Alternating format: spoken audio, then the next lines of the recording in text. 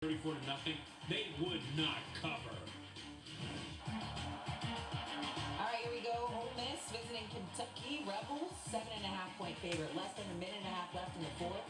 This is Lucas Camaro from 36 yards out. Gets it right through the uprights. Ole Miss up by 10, in line to cover the spread, but ensuing Kentucky possession, 29 seconds left. Cutter Boley finds Hardly Gilmore, and nothing hardly about this. All the way. Big gain of 38 yards. But after that play, Ole Miss head coach Lane Kiffin calls timeout with 13 seconds remaining. Kentucky now lines up for the field goal to make it a one-score game, and Conway from 39 yards out. Kentucky now trailing by 7. They would go for the onside kick and not get it, meaning Ole Miss wins by 7 and does not cover. You know, they fought hard. That's a really hard team that plays really close games. So proud of our guys. Sorry to a lot of gamblers there at the end. Like you knew what the spread was. Once again, your final score, Ole Miss 30 to 23. Oklahoma State visiting number 6 Oregon. This week, Mike Gundy talked about the financial differences between these teams. Dan Lanning, what do you think about that? You know, ultimately, how blessed are we to be in a place that's invested in winning? If you want to be a top 10 team in college football, you better be invested in winning. And we spend to win. Some people save to have an excuse for why they don't, right? Okay. Ben's fighting words. How's this one end up going? 30 seconds into the game. Oregon, Noah Whittington, 59-yard tutty. Great start by the Ducks of Whittington. They're up 7-0 earlier. Those guys with money, they do pretty well. Oregon about a minute later. Dante Moore to DeCorian Moore. 65-yard tutty. A Moore-to-Moore connection. I want more. They're the only FBS team over the last 2 seasons with 2 50-yard offensive touchdowns in the opening 5 minutes of a game. They were up 20-0 after the first quarter. Think they were motivated? Early second. They're up 20-3. More to Malik Benson, just chucking it up and getting it like video game. Oklahoma State would be down 41-3 at halftime. 38-point deficit, largest under Mike Gundy since 2005. Final minute of the third, Oregon's up 62-3. And OK State's Zane Flores, yeah, you're not aiming for him, dude. Hayden Woodyard, pick 6. His second pick 6 in a 1-minute span for Flores. After the game, Oregon's action count takes a jab at Mike Gundy, invested in winning. They win big. Dan Lanning, were you motivated?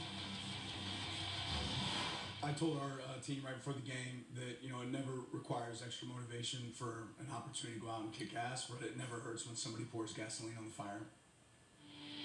Yikes. This loss was historically bad for Oklahoma State. The Cowboys lost by 66 points. They're worse than any game since losing 67-0 to Oklahoma in 1907. That game was exactly 1 week before Oklahoma became the 46th state.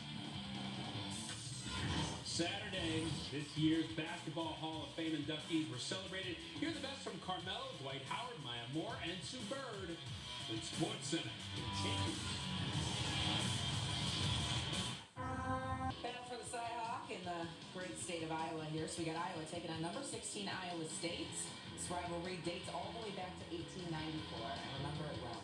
Game tied at 13 apiece, less than 6 to play in the fourth. Rocco Becht intending to throw it to Xavier Townsend, but Townsend tipped the ball up in the air and Gabe Burkle was ready for it. Somehow grabs the ball through all this contact, and it's a 17-yard gain just like that. Flucks it out of the air, the drive would continue. Here's Becht snapping, fakes the run, and then the pass to Burkle. It was the improbable pass. Look at this, but Burkle is just on his game. Another critical first down after the pass from Becht. So now, same drive, 4th and 7.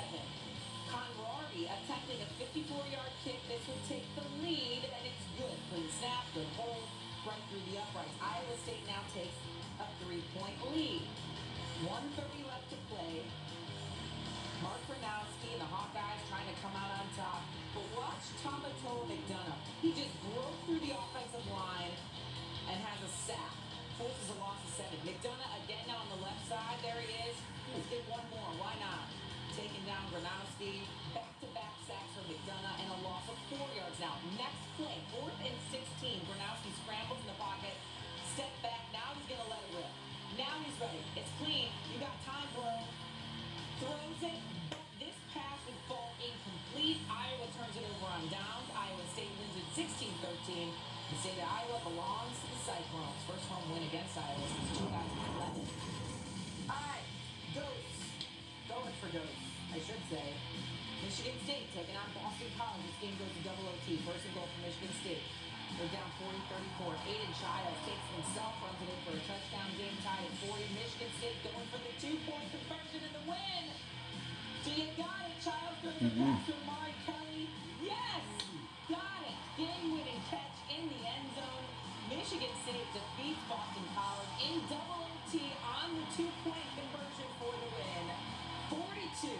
The final from this Wednesday.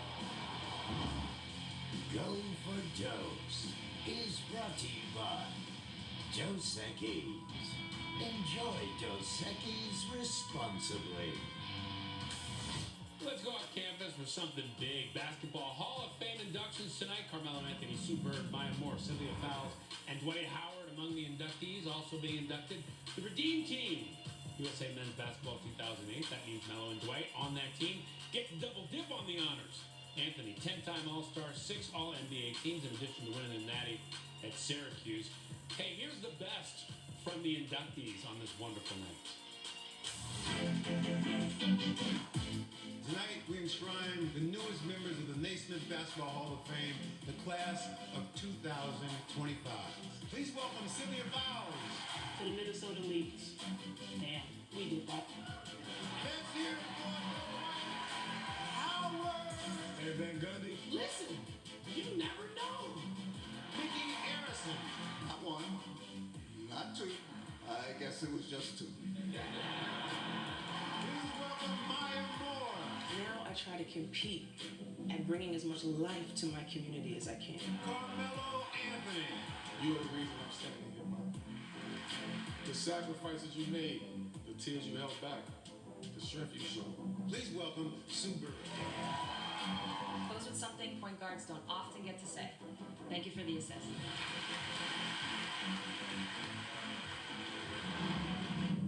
More basketball greatness now. Alyssa Thomas and the Mercury taking on the Connecticut Sun. Second quarter. Watch Thomas. She finds Catherine Westbeld. And Westbeld would put it up for a triple. But that was Thomas's 6th assist of the night, and it would break Caitlin Clark's single-season record of 337 set back in 2024. Congrats, Alyssa.